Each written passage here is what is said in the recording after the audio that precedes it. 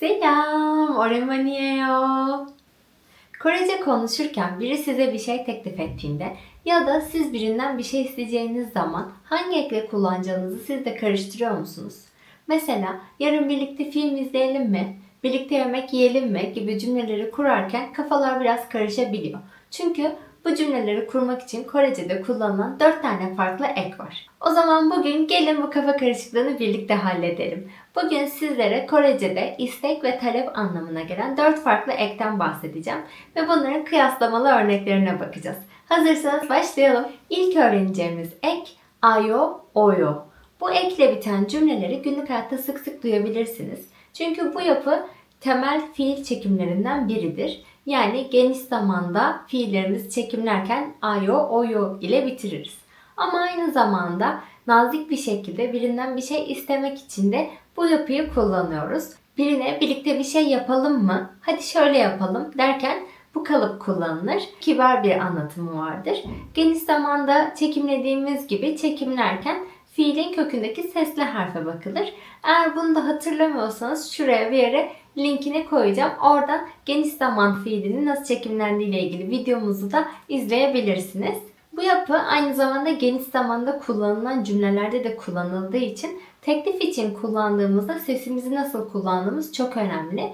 Çünkü eğer kibar, rica eder bir ses tonuyla söylerseniz teklif istek anlamına gelir. Fakat daha düz bir tonda söylerseniz emir anlamına da gelebilir. Bu da kaba duyulmanıza neden olur. O yüzden burada yanlış anlaşılmamak için eğer ayo, oya ile teklif edecekseniz sesinizi biraz daha kibar, nazik bir duruma getirmeniz daha iyi olacaktır.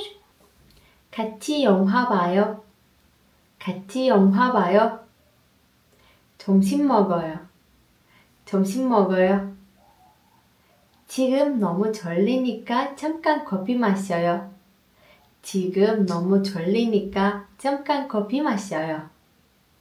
Hadi şimdi siz de deneyin. Öğreneceğimiz her istek teklif eki için aşağıya yorumlara birer cümle yazın. İkinci istek teklif ekimiz ise ırleyo kalıbı.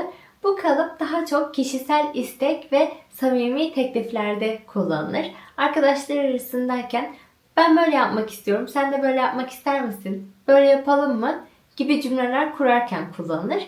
Bu cümlelerde vurgu aslında benim yani konuşan kişinin istekleri ve teklifleri üzerinedir. Bu ekimizi çekimlerken de yine fiilin son harfine bakarız. Eğer fiilimiz sesli harfle bitiyorsa leo şeklinde, eğer sessiz harfle bitiyorsa da ölleo şeklinde fiilimizi çekimleriz. Bu yapı özellikle arkadaş, sevgili, aile gibi samimi ortamlarda kullanılır. Mesela öğretmenimizle saygılı konuşmamız gerektiği için öğretmenimize karşı bu kalıbı kullanmayız.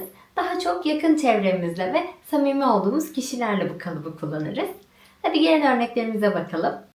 같이 점심 먹을래요? 같이 점심 먹을래요? 저는 집에 갈래요. 저는 집에 갈래요. 학교 후에 커피 마실래요? 학교 후에 커피 마실래요? Henüz abone olmadıysanız kanalıma abone olmayı ve videolarımı beğenmeyi unutmayın. Öğreneceğimiz üçüncü ekimiz ise ırgayo yapısıdır. Bu ek daha çok nazik tekliflerde ve daha düşünceli isteklerde bulunurken kullanılır. Bu biraz daha saygılı bir kalıptır. Türkçedeki yapsak mı, acaba yapmak ister misin gibi bir anlama karşılık gelir. Burada da fiilimizin köküne bakarak çekimleriz. Eğer fiilimiz sesli harf ile bitiyorsa ırgayo, eğer sessiz harf ile bitiyorsa da ırgayo şeklinde fiilimizi çekimleriz. Bu ek karşıdaki kişinin fikrini alırken kullanılır ve çok kibar bir tondadır. Karşıdaki kişinin isteklerine ve taleplerine cümlede vurgu yapılır. Yani Türkçe'de sen böyle ister misin gibi bir anlama karşılık gelir. Karşı tarafın tamamen istekleri ve talepleri ön planda tutulur. Mesela bir restorana ya da kafeye gittiğinizde sipariş verirken 뭐가 맛있을까요? diye sorabilirsiniz.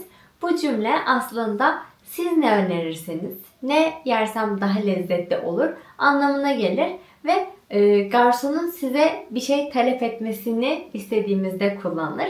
Yani burada aslında önemli olan yine karşıdakinin düşüncesidir ve cümlelerde buna vurgu yapılır. 같이 영화 볼까요? 같이 영화 볼까요? 뭐 먹을까요? 뭐 먹을까요? 오늘 산책할까요? 오늘 산책할까요?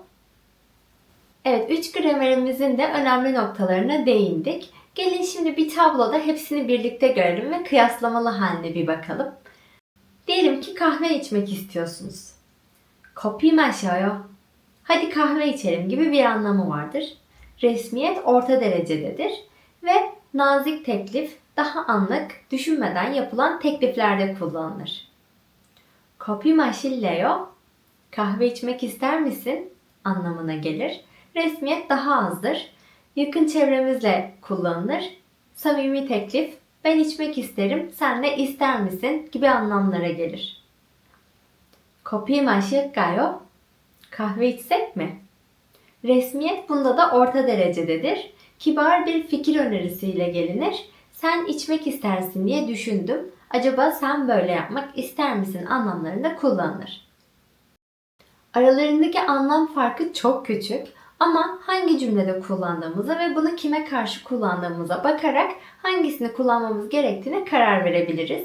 Bunun en kolay yöntemi ise cümlede kimin istek ve talepleri daha önemli buna karar vermek. Bu cümlede ben kendi isteklerimi mi ön planda tutuyorum yoksa senin ne istediğine mi önem veriyorum?